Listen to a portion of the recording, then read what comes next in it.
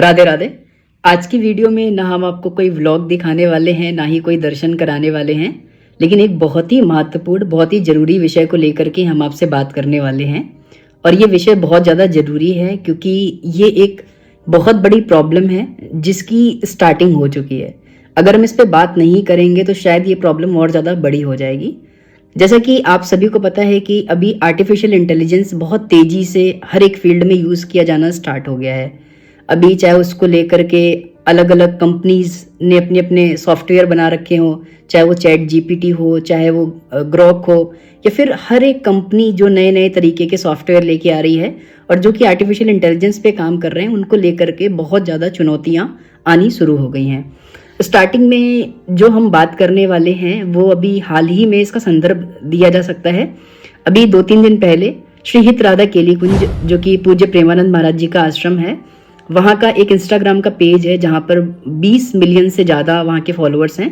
भजन मार्ग, वहाँ पे एक पोस्ट डाली गई जिसमें लिखा गया कि कुछ लोग जो हैं वो महाराज जी की वीडियो को एआई के माध्यम से संशोधित कर और उसमें थोड़ा बहुत चेंजेस करके, परिवर्तन करके, अपने तरीके से चीज़ों को जोड़ के, घटा के वो क्या कर रहे हैं कि उनको अलग अलग भाषाओं में करके अलग अलग प्लेटफॉर्म पे अपलोड कर रहे हैं।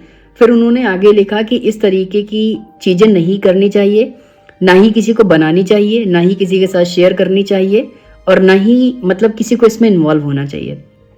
अगर एक और संदर्भ की हम बात करते हैं तो कुछ दिन पहले हम सभी ने इंस्टा पे एक रील देखी जिसमें कि श्री राधा रमन लालजू का जो विग्रह है उसको एआई के माध्यम से संशोधित किया गया और सरकार को एक विशेष प्रकार का जो हिंदी का गाना था उसमें जो है दिखाया गया।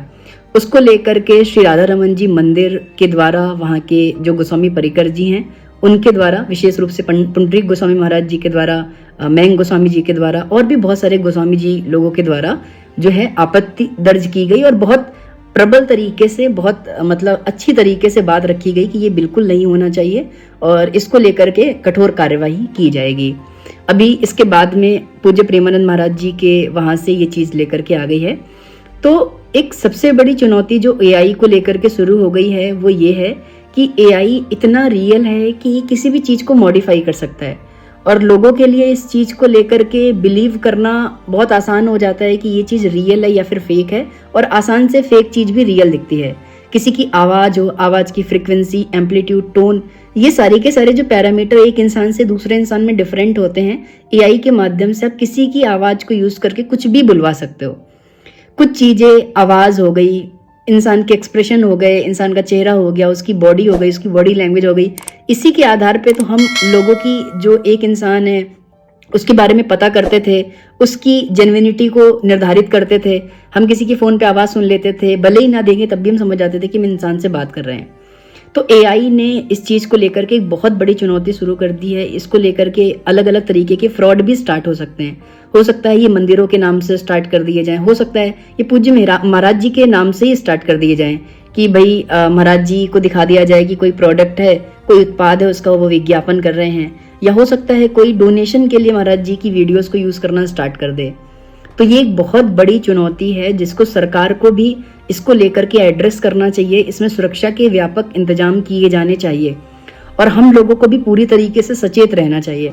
जैसे जब राधा रमन लालजू की वो वाली वीडियो आई तो बहुत सारे लोगों ने शेयर की, उनको बहुत अच्छा लग रहा था, लेकिन उनको ये समझने में बहुत देरी लग गई कि जब तक गोस्वामी परिकर जी ने, वहाँ के आचार्यों ने ये नहीं कहा कि ये गलत है, तब तक हमें लग रहा था सब कुछ सही चल रहा है। लेकिन वो सबसे गलत चीज़ थी, क्योंकि सरकार का विग्रह जिस रूप में है, जिस रूप में आचार्यों ने, पूज्य गोपाल भट्ट गोस्वामी महाराज जी ने वहाँ पे राधा रमन लालजू को लाटचाव किया, उसी रूप में तो आप उनको रखोगे। आप हर चीज़ को एआई के माध्यम से संशोधित थोड़ा ही ना कर दोगे। अब पूज्य महाराज जी के वहाँ से भी ये चीज़ें निकल के सामने आ रही हैं। तो ये एक बहुत बड़ी समस्या है कि एआई के माध्यम से आने वाले समय में जो फर्जीवाड़े हैं, आने वाले समय में जो लोगों के साथ धोखाधड़ी है, आने वाले समय में जो लोगों के साथ में अलग अलग तरीके की चीज़ें हैं, किसी की प्रतिष्ठा को कम करना है, किसी को डिफेम करना है, क्योंकि आप एआई के माध्यम से किसी की भी आवाज की कॉपी कर सकते हो, किसी की भी आवाज का जो एम्पलीट्यूड है, उसकी जो फ्रीक्वेंसी है, टोन है, सब कुछ मिला सकते हो। उसकी बॉडी का एक आप अगर सही से उस चीज को स्कैन कर लो तो हर एक चीज को आप कृत्रिम तरीके से, आर्टिफिशियल तरीके से ऐसे बना सकते हो कि वो इंसान रियल में कर रहा है। तो बहुत बड़ी प्रॉब्लम हो जाएगी, कोई इंसान रियल में वो बात कह रहा है या फेकनेस में वो बात कह रहा है। तो ये एक बहुत बड़ी चुनौती है, बहुत बड़ी समस्या है। इसको लेकर के हम सभी लोगों को अवेयर होना चाहिए। एआई के फायदे भी हैं, जैसे कोई कहता है कि हमें किसी चीज़ पे कुछ पता करना है तो हम ग्रॉक पे गए और जाकर के हमने डाला और वो सारा का सारा जो डेटा है उसकी एक समरी बना के हमारे लायक चीज़ें दे देता है। अगर डेप्थ में जानना है तो डेप्थ में जान लेते हैं। बहुत सारे लोग प्रोजेक्ट्स को बनाने के लिए, प्रेजेंटेशन को बनाने के लिए, कुछ भी करना है आजकल तो चैट जीपीटी या फिर एआई ग्रॉक या फिर बहुत जो विभिन्न तरीके के सॉफ्टवेयर हैं।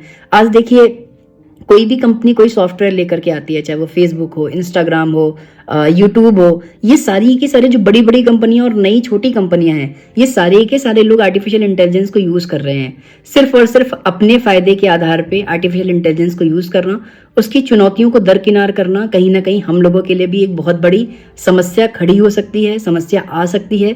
इसको लेकर के सरकार को विशेष रूप से एड्रेस करना चाहिए, सुरक्षा के इंतजाम किए जाने चाहिए। किसी इंसान की अगर कोई निजता, किसी इंसान की कोई चीजें, किसी इंसान की प्रतिष्ठा को उससे धूमिल किया जा रहा है, जो कर रहा है, जिसने किया, या फिर जिस सॉफ्टवेयर का यूज किया गया उसको लेकर के क्या सुरक्षा के उपबंध हैं, क्या उसको लेकर के दंड की कार्यवाही की जाएगी, क्या हमारा लॉ कहता है, क्या आईपीसी में प्रोविजन है ना, भारतीय दंड संहिता में क्या क्या उसको लेकर के प्रोविजन है। इन सभी चीजों पे बहुत जरूरी बात करने की अब जरूरत है, क्योंकि ये एआई जो है ये एआई नहीं है। एआई के थोड़े से फायदे हैं तो बहुत ज्यादा नुकसान है। जो धोखाधड़ी अभी लोगों से ओटीपी के नाम पे अलग अलग तरीकों से हो रही थी, जिसको लेकर के बहुत सारी वेब सीरीज भी बनाई गई, अब वो नए नए तरीकों से लोगों के सामने आएगी। हो सकता है कि कोई आपका इंसान हो, बहुत इंपॉर्टेंट हो, और उसको आर्टिफिशियल तरीके से कुछ प्रॉब्लम में शो करके उसकी आवाज की कॉपी बना के, उसकी वीडियो बना के लोगों को भेजनी शुरू कर दी जाए और लोगों से धन उगाही शुरू कर दी जाए या उनको टॉर्चर करना शुरू कर दिया जाए। ये बहुत बड़ी समस्याएं हैं। इसको लेकर के सरकार को और जो सुरक्षा एजेंसियां हैं देश की, और विशेष रूप से जो बुद्धिजीवी हैं, उनको लेकर के इस पे काम करना चाहिए। एक प्रॉपर इस पे डिबेट डिस्कशन की जरूरत है। आज हम एआई को लेकर के इतने उतावले हो रहे हैं तो कहीं आगे जाकर के इसको लेकर के बहुत बड़ी प्रॉब्लम क्रिएट ना हो जाए, इसके लिए ये बहुत ज्यादा जरूरी है, बहुत ज्यादा इंपॉर्टेंट है कि सरकार, सुरक्षा एजेंसियां, इंटेलेक्चुअल सब लोग आपस में मिलके इस विषय पर प्रॉपर विचार विमर्श करें। जिस एआई का प्रयोग किया गया, अगर उसको लेकर के कोई दुरुपयोग करता है, जो दुरुपयोग उस चीज का करता है, उस पर क्या कानूनी कार्यवाही की जाएगी, क्या वैधानिक कार्यवाही की जाएगी, क्या हमारे पास ऐसे कोई प्रोविजन है?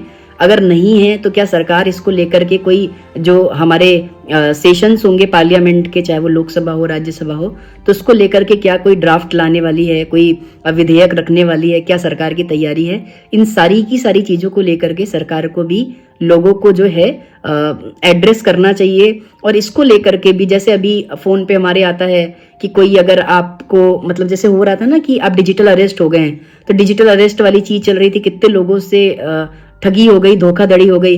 एक लखनऊ की KGMC, king George medical university की, KGMU की साइकोलॉजी डिपार्टमेंट की या न्यूरो साइंस डिपार्टमेंट की प्रोफेसर, सीनियर प्रोफेसर, उनका नाम अभी मेरे स्मरण में नहीं आ रहा है, BBC पे उनकी डॉक्यूमेंट्री आई थी, उसको लेकर के उनको डिजिटल अरेस्ट कर लिया गया। सोचो, एक प्रोफेसर है इतनी बड़ी यूनिवर्सिटी का लखनऊ में, उनको 1-2 दिन तक मेंटली हैरेस किया गया, उनकी सारी की सारी चीजें ली गई और उनको बहुत ज्यादा तंग किया गया। तो अल्टीमेटली ऐसा अगर इतने बड़े बड़े इंटेलेक्चुअल लोगों के साथ हो सकता है, तो छोटे मोटे लोग जो समझदार नहीं है, हम लोगों के साथ कितनी बड़ी समस्याएं हो सकती हैं। तो ये मेरा आप सब लोगों से निवेदन है कि कृपया पहली बात तो आप इस तरीके की चीजों का दुरुपयोग ना करें। इसको लेकर के नियम तो पहले से जरूर होंगे, आप पे कानूनी कार्रवाई तो हो ही सकती है अगर सामने वाले ने एक्शन ले लिया। और दूसरी इंपॉर्टेंट चीज ये कि सरकार को इन चीजों को लेकर के भी सुरक्षा के व्यापक इंतजाम करने चाहिए। राधे राधे। आज की वीडियो इस विषय को लेकर के है। उम्मीद है आप लोगों की समझ में इससे वृद्धि होगी। बोलो वृंदावन बिहारी लाल की जय। श्री कुंज बिहारी श्री हरदास।